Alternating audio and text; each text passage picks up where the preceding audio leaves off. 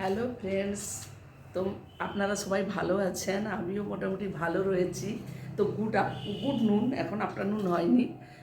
তো আমি আজকে ভিডিওটা নিয়ে এসেছি একটা ভালো টিপস দেওয়ার জন্য। জানি না, আমি কিন্তু ওটা করে খুব উপকৃত হয়েছি। তো সেই কারণে ভাবলাম যে একবার সবার সঙ্গে শেয়ার করি। তো এই যে ঠান্ডা লাগা, আমার খুব ঠান্ডা লাগার কি বলবো, এটা অ্যালার্জি। ঘুম থেকে উঠলেই সকালবেলা জলে হাত দেওয়ার আগে এত হাঁচি হতে থাকে যে খুব শরীর একদম টায়ার্ড হয়ে যায়, নাকে ড্রপ দিতে হয়, এরকম করে হাঁচিটাকে কমাতে হয়। তো সেই জন্য আমি জানি না, এটা আমি একজনের দেখেছিলাম, তারা ইউজ করছে, এরকম বলে খুব ভালো থাকে। তো সেই কারণে আমি তাদের দেখে দেখে ভাবলাম আমি একবার করে দেখি। ওই সর্ষে তেলকে রোদে বসিয়ে ওর মধ্যে কর্পূর দিয়ে একদিন সারাদিন রোদ দিয়ে দিতে হবে। দিয়ে ওটাকে বাড়িতে শিশিটাকে ঢাকনা যেমন আটকে নিয়ে এসে এবার দুপুরে আর রাত্রে রোজ ভালো করে বেশি করে করে মাখতে হবে।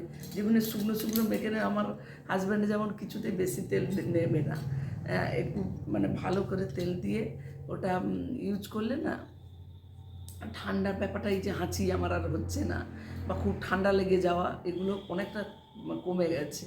তো আমি কালকে একটু রাতে করে ফিরেছি বাড়ি, কি বলবো, কুয়াশা, তারপর টুপি নিয়ে যাইনি, শাড়িটাকে এমনি বেঁধে নিয়েছি, ওরকম করে এসেছি, তো ওই জন্য আমার একটু ঠান্ডা লেগেছে।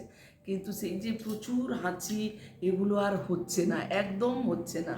দিব্যি আগে যেমন এর আগের শীতগুলোতে আমি জলের কোনো কাজ করতেই পারতাম না। তো সেই জন্য কি শীতকালে আমার কাজের লোক রাখতেই হবে। কিন্তু আমি এখন ভাবলাম কাজ নিজে কিছু না করে সবসময় কাজের লোক যা কাজ করে না, সত্যি কথা বলতে আমি জানি না কার কেমন করে, আমার ঠিক পোষায় না। তো সেই জন্য আমি এখন আর লোক টোক না রেখে নিজেই সব করছি। এমনি ওয়েটটা তো অনেক ভারী, তো সেই জন্য এটাও একটা কমানোর ব্যাপার আছে। তো এইসব ভেবেই আমি করছি, আমি সব কিছু করছি, কিন্তু আমার আর এইবার ঠান্ডা লাগছে না। নাহলে প্রত্যেকবারই ডক্টরের কাছে যেতে হতো, মন্টের এলসি খেতে হতো পুরো শীতটা, তারপর হাঁচির ওপর হাঁচি। ওই শীতে মন্টের এলসি খেলে ঠিক আছি, একদিন যদি বন্ধ করে দিই এমন হাঁচতে থাকি পুরো নাক, সে কী বলবো, খুব কষ্ট হয়। তো ওইগুলো থেকে এখন আমি রিলিফ পেয়েছি। তো সেই জন্য আমি বলছি একবার ইউজ করে দেখতে পারেন। তো আমি আপনাদের এটার কোনো সায়েন্টিফিক্যাল ব্যাখ্যা দিতে পারবো না, কারণ ওইটা কেন উপকৃত হচ্ছে সেটা বলতে পারবো না। তবে আমি আমি ইউজ করে দেখেছি, খুব আরাম পেয়েছি আর কি, এই ঠান্ডাটা লাগছে না। তো এই ঠান্ডাতে একটু এমনি আমি আর মোজা টোজা, সকাল হলে মোজা পরে ঘুরতে হতো, সেগুলো আর করছি না। বাড়িতে আমাদের তো পাথরে বাড়ি, আর একটু ঠান্ডা পড়লে চটি পরতে হবে, যদিও এই মুহূর্তে আমি চটিটা পরছি না, কিন্তু তবু ঠান্ডা। কিন্তু আমার আর ওই রকম হাঁচিটা হচ্ছে, হয়নি একদম যে হয়নি তা নয়, হয়তো একবার হলো বাস, আর হচ্ছে না এরকম।